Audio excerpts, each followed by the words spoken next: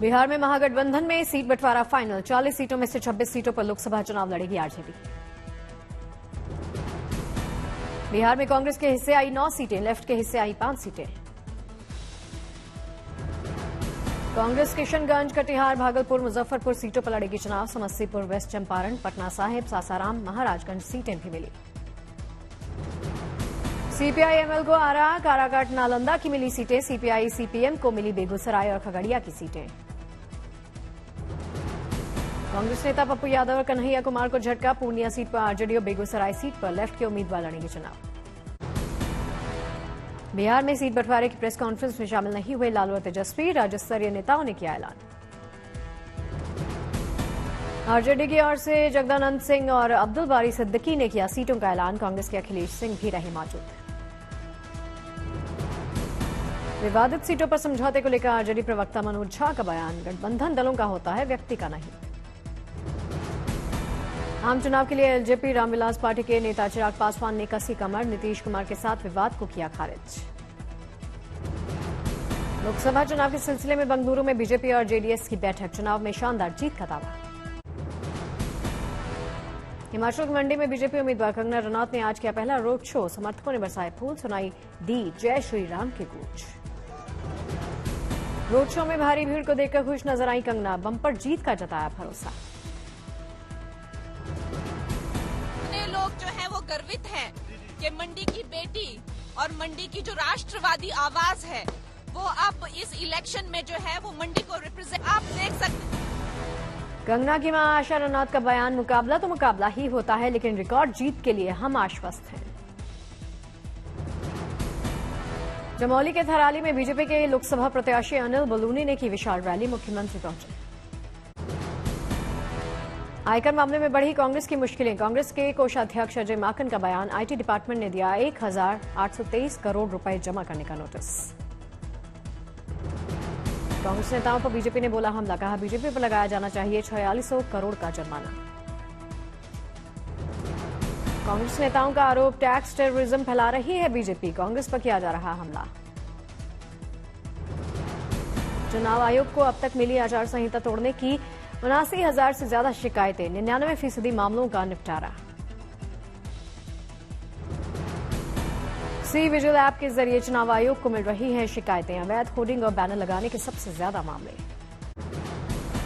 चुनाव आयोग पहुंचा टीएमसी का प्रतिनिधिमंडल। बीजेपी नेताओं के खिलाफ शिकायत।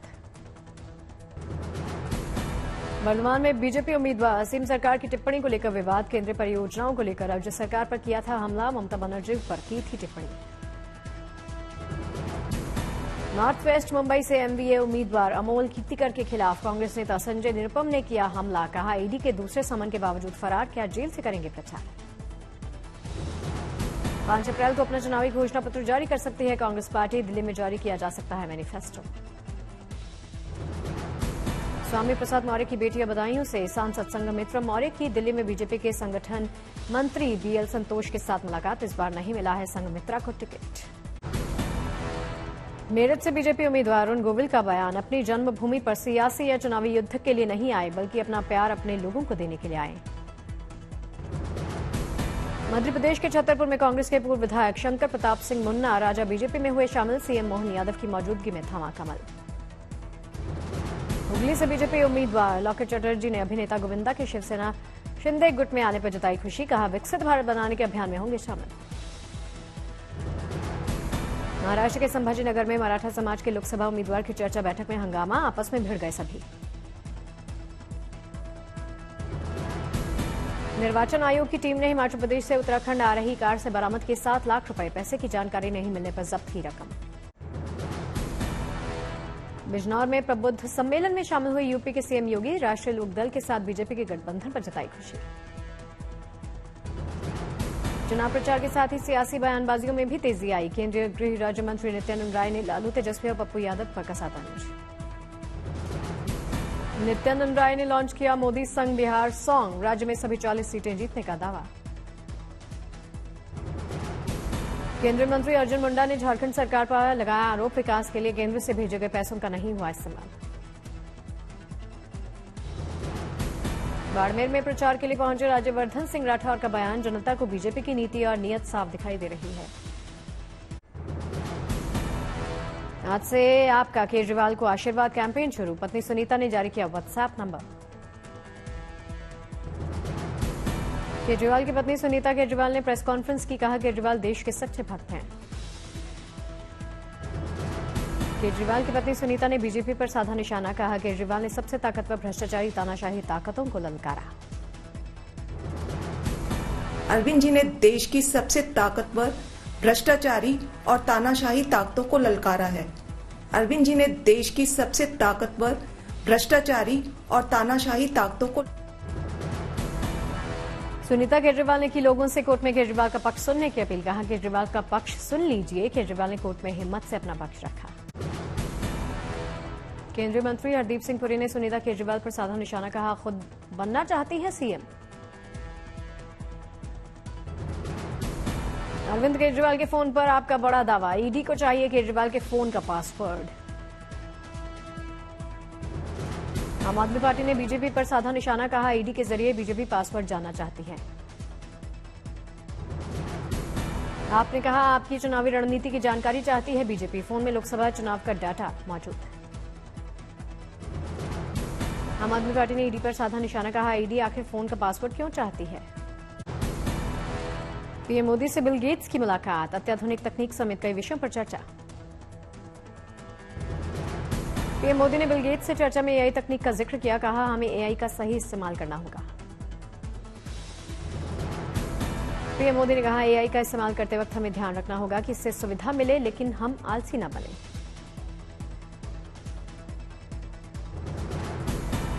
हर आवाज को रिकॉग्नाइज नहीं कर पाया, तो मैंने कहा आपका एआई, मैंने 3 मिनट 4 मिनट बात किया। एआई का उपयोग अपने आलसीपन को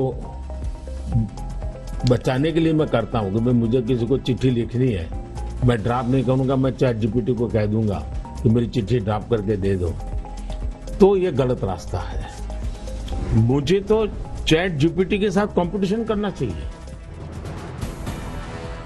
बिल गेट्स ने पीएम मोदी से बातचीत के दौरान G20 का जिक्र किया, सफल आयोजन के लिए भारत की सराहना की। प्रधानमंत्री मोदी ने नमो ड्रोन दीदी और लखपति दीदी प्रोजेक्ट की भी जानकारी दी, कहा पहले महिलाएं साइकिल चलाना तक नहीं जानती थी, आज उड़ा रही हैं ड्रोन। पीएम मोदी ने कहा भारत पर्यावरण को लेकर सचेत है, हमारे यहां रिसाइकल मटेरियल से बनाए जा रहे हैं कपड़े। पीएम मोदी ने मोटे अनाज का भी जिक्र किया, कहा सुपर फूड की तरह है मिलेट्स, उत्पादन में बढ़ोतरी हो रही है। कोरोना काल के दौरान वैक्सीन बनाने उसे पूरे देश दुनिया में पहुंचाने पर पीएम ने कहा वायरस बनाम गवर्नेंस नहीं है बल्कि लाइफ बनाम वायरस की लड़ाई है। पीएम मोदी ने बिल गेट्स को नमो ऐप के फोटो बूथ फीचर के बारे में जानकारी दी, देखकर हैरान नजर आए बिल गेट्स।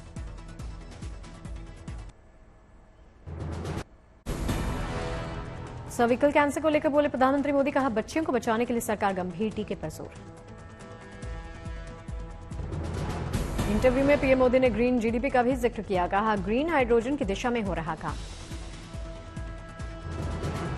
पीएम मोदी ने बिल गेट्स को वोकल फॉर लोकल और 1 डिस्ट्रिक्ट 1 प्रोडक्ट के बारे में बताया, गिफ्ट में दी कश्मीर की पश्मीना शॉल और केसर। पीएम मोदी ने बिल गेट्स को तमिलनाडु के मोती और टेराकोटा के बारे में भी जानकारी दी, सामान भी गिफ्ट के खासियत के बारे में बताया। पीएम मोदी ने बिल गेट्स को दार्जिलिंग की चाय और नीलगिरी की चाय का भी दिया तोहफा, कहा चाय पर चर्चा रही शानदार। बांदा मेडिकल कॉलेज में मुख्तार अंसारी के शव का 5 डॉक्टर्स के पैनल ने किया पोस्टमार्टम, की गई वीडियो रिकॉर्डिंग। गाजीपुर के मोहम्मदाबाद के कालीबाद कब्रिस्तान में सुपुर्द खाक होगा मुख्तार अंसारी का शव, मऊ बांदा गाजीपुर में धारा 144 लागू कर दी गई। मुख्तार के बेटे उमर अंसारी ने बांदा के डीएम को लिखी चिट्ठी, दिल्ली एम्स में पोस्टमार्टम कराने की मांग की है। मुख्तार अंसारी की मौत की न्यायिक जांच के आदेश, एसीजेएम गरिमा सिंह जांच अधिकारी नियुक्त, 1 महीने में जांच रिपोर्ट सौंपेंगी। मुख्तार अंसारी के बड़े बेटे अब्बास अंसारी ने सुप्रीम कोर्ट में लिखा पत्र, पिता के जनाजे में शामिल होने के लिए सर्वोच्च न्यायालय से मांगी इजाजत। मुख्तार की मौत के बाद वाराणसी पहुंची पूर्व विधायक अलका राय बेटे के साथ बाबा विश्वनाथ के दर्शन किए। मुख्तार अंसारी की मौत पर बोली पूर्व विधायक अलका राय, कहा जितने परिवार बर्बाद हुए हैं आज उनके लिए खुशी की बात है कि आज उनको न्याय मिला। इसमें तो बाबा की कृपा है और रही बात योगी जी महाराज जी का आशीर्वाद मिला है। मुख्तार की मौत कृष्णानंद के पुत्र पीयूष राय ने कहा, रमजान के महीने में ये फैसला आया है, इसे अल्लाह का फैसला मानिए, यह भगवान का हमारे लिए दिवाली। जी भक्त हैं बाबा के, गोरखनाथ के, गोरखपीठ के हम लोग बहुत पुराने भक्त रहे हैं और उनका आशीर्वाद मिला है। बाबा विश्वनाथ के यहाँ दर्शन करने आए हैं, आज उसी का नतीजा है कि आज ये दिन देखने को मिला। गाजे बाजे के साथ अपनी नवजात बेटी को अस्पताल लेकर आए पंजाब के सीएम भगवंत मान, लोगों ने किया स्वागत।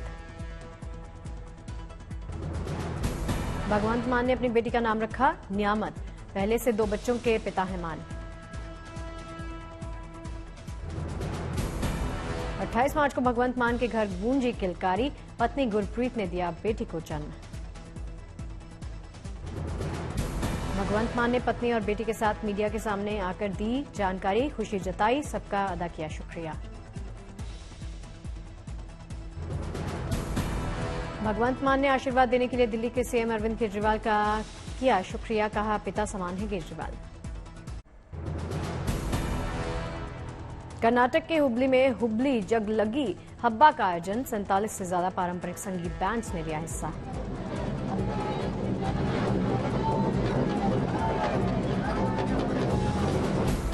हुबली में होली का जश्न बरकरार, बड़ी संख्या में लोग पहुंचे।